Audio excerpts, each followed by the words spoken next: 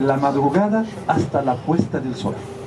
No hablamos mal de nadie, no hacemos el amor con nuestras mujeres ni con otras.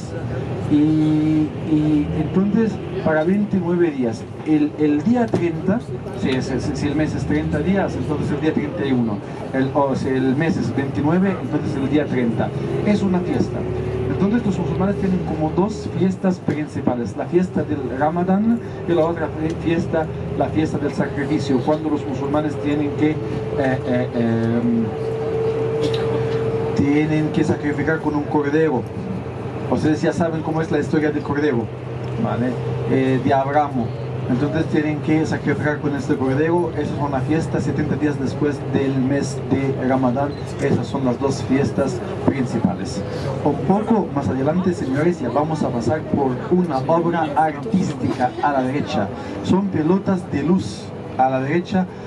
Están colgados o están colgadas con hilos de vital y que hacen la cara del jeque Zayed. Está alumbrado y se puede ver la nariz, los ojos, el pañuelo que tenía siempre sobre su cara, sobre el pelo. Aquí está a la derecha la obra artística que hace la cara del jeque Zayed, que es un monumento que se llama el monumento del fundador del país, porque el jeque Zayed que hizo los Emiratos Árabes Unidos en el 1971.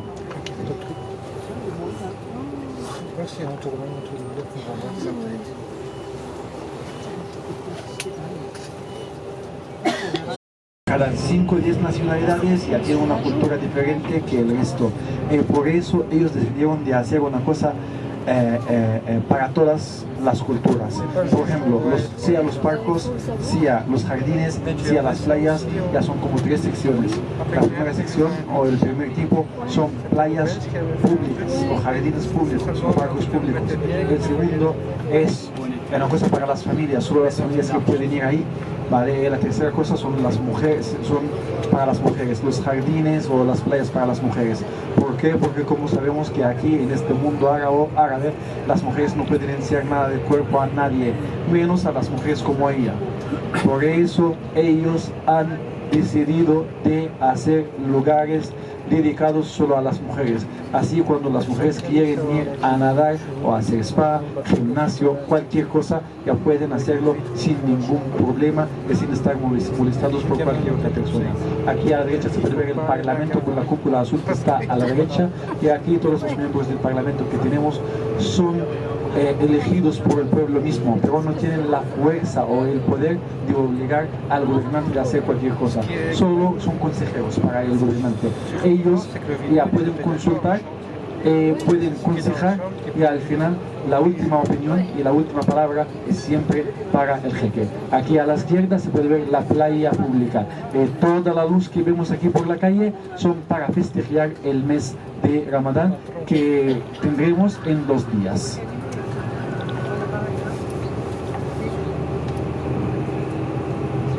Alors, pour clore le fait qu'on soit juste parti de l'île de Marina, je pense que vous avez vu, quand on était sur la droite, vous avez dû voir du coup le palais présidentiel qui était blanc au loin, et le palace qui était marron, c'est l'Emirates Palace, d'accord, à ne pas confondre.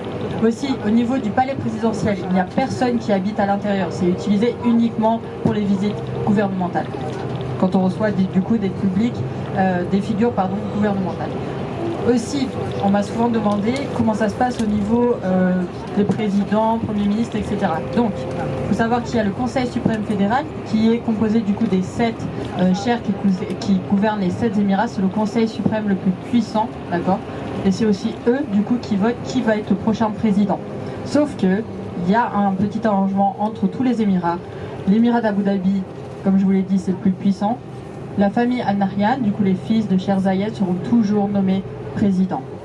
Et du coup, pour éviter les petites querelles avec Dubaï, vu que Dubaï c'est le 2e émirat le plus puissant après Abu Dhabi, la famille Al Maktoum, donc le cher Mohamed Al Maktoum, sera toujours nommé Premier ministre. Et ensuite, ça sera son fils qui va prendre la relève. Aussi, une autre chose de base, dans la culture arabe, c'est mal vu de donner le pouvoir à quelqu'un qui est plus jeune que leurs frères, par exemple. C'est pour ça que les fils de Cheikh Zayed, ça sera toujours eux qui vont prendre la relève pour être président, ça va pas être leur fils à eux, d'accord? Contrairement à nous en France, de base le roi, quand il avait un fils, c'était l'héritier du coup qui prenait le pouvoir. Et ici ça se fait pas. Par contre, ça commence à changer de plus en plus avec la nouvelle génération, donc notamment pour l'émirat de Dubaï, quand le cher Mohammed va décéder, ça sera son fils qui va prendre la relève. Alors pourquoi ça? C'est parce qu'à Dubaï, le cher, il gouverne uniquement Dubaï, alors que le cher d'Abu Dhabi gouverne les 7 Émirats. Ensuite, par rapport à la route sur laquelle on se trouve, donc cette route s'appelle soit la première rue, de Ferry Street, ou Corniche Street. Donc sur la gauche, vous avez la Corniche, donc là on ne voit pas parce qu'il fait nuit, mais il y a une plage publique, plage de la Corniche, encore une fois avec des secteurs, donc secteur famille, secteur public. Et sur cette route, alors j'ai eu une bonne expérience sur cette route. Donc le 2 décembre, c'est le jour de la fête nationale aux Émirats Arabes Unis, et dépendamment d'où vous êtes dans le pays, notamment à Abu Dhabi, il y a plusieurs endroits où on fait la fête. C'est très différent encore une fois de ce qu'on fait en France. Donc nous en France, la fête nationale c'est le 14 juillet, on a les parades militaires qui se déroulent du coup aux Champs-Élysées. Ici on n'a pas de parade militaire. On a, en tout cas dans la ville d'Abu Dhabi, on a des spectacles aériens avec des avions qui viennent pour faire des loopings dans le ciel. Donc ça c'est pendant la journée, mais la vraie fête commence à partir du soir, donc vers 18-19 h. Toute cette route est blindée de monde. Vraiment elle est noire de monde. Donc il faut savoir que, peut-être une semaine avant le 2 décembre, les locaux vont commencer à décorer leurs voitures, du coup à l'effigie de certains chers, notamment le cher Zayed, cher Khalifa, cher Mohammed Al Maktoum.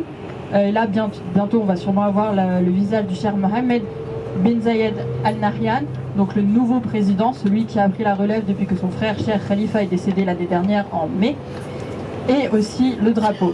Donc le rouge c'est pour représenter la bravoure, le vert c'est pour représenter la verdure du pays, le blanc la paix, et le noir, alors il y a deux côtés encore une fois, c'est soit le pétrole, l'or noir. Ce que j'ai appris dans mes livres quand j'ai fait mes études, c'est que ça représente la défaite sur les ennemis, donc quand il y avait des petites guerres entre tribus. Donc tout le monde va commencer à décorer sa voiture, et vers 18 h, 19 h, tout le monde va venir sur cette route uniquement, donc ça va créer des gros bouchons, tout le monde va rouler au pas. D'ailleurs les enfants sont assis sur les toits, oui, ils ouvrent leur toit et s'assoient sur les toits, ils roulent vraiment pas vite. Et quand je suis arrivée ici, du coup j'avais 14 ans, et on m'a dit on va te montrer comment est-ce qu'on fête la fête nationale aux Émirats Arabes Unis, c'est pas comme en France, tu vas vraiment t'éclater. Donc quand on était adolescent, on allait dans un endroit qui s'appelait le Bacala. Bacala c'est l'équivalent des épiciers qu'on a en France, des petits endroits où on trouve vraiment de tout. Et on achetait du coup des bombes à eau, des bombes à mousse, ce genre de choses. Et c'est le seul jour où un Émirien ou une Émirienne ne va pas appeler la police sur vous si vous leur balancez de la mousse à raser ou de l'eau. Donc ce qu'on faisait, c'est vu que tout le monde roulait au pas, on courait à travers les voitures. Si vous aviez le malheur d'avoir oublié de fermer votre fenêtre ou votre porte, on ouvrait vos portes, on balançait plein de choses dans la voiture et on partait en courant. Donc c'était assez amusant, et d'ailleurs il y a encore des vidéos qui circulent sur YouTube si ça vous intéresse de le voir. C'est le seul jour où les Émiriens et Émiriennes vont vraiment se lâcher, tout le monde se lâche. Donc c'était vraiment sympa à voir. On va après la voiture.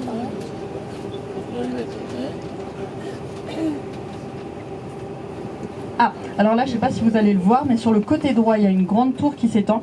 Donc cette tour a été nommée après le cher de Dubaï, donc c'est Burj Mohammed. Et au pied de cette tour se trouve le World Trade Center. Je crois qu'il y a des personnes qui y sont allées ce matin au World Trade Center. Donc World Trade Center c'est un souk. Avant c'était aussi le souk d'Abu Dhabi. Malheureusement il a brûlé en 2006, donc ils ont essayé de le reconstruire par-dessus. De mon avis personnel, je pense qu'ils sont un petit peu ratés. C'est devenu un centre commercial qui est divisé en deux. Donc vous avez le centre commercial normal avec Virgin, H&M, etc. et un souk traditionnel. Moi c'est ça, tu vois.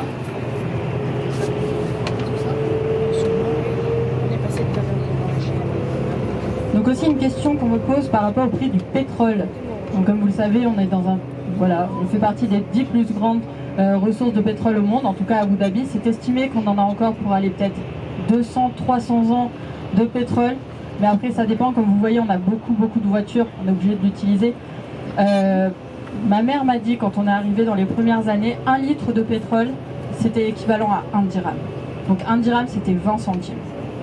Maintenant, à cause de l'inflation, Cet été, on a été pas mal touchés. Bon, je sais que vous allez rire, hein, en France, c'est beaucoup plus cher que ça. Mais cet été, alors faut savoir que moi j'ai un 4x4. Pour faire le plein de base, ça me coûte 210 dirhams. 200 dirhams, c'est 50 €. D'accord? Cet été, c'était le double. Cet été, c'était 100 €. Donc on a été quand même pas mal touchés.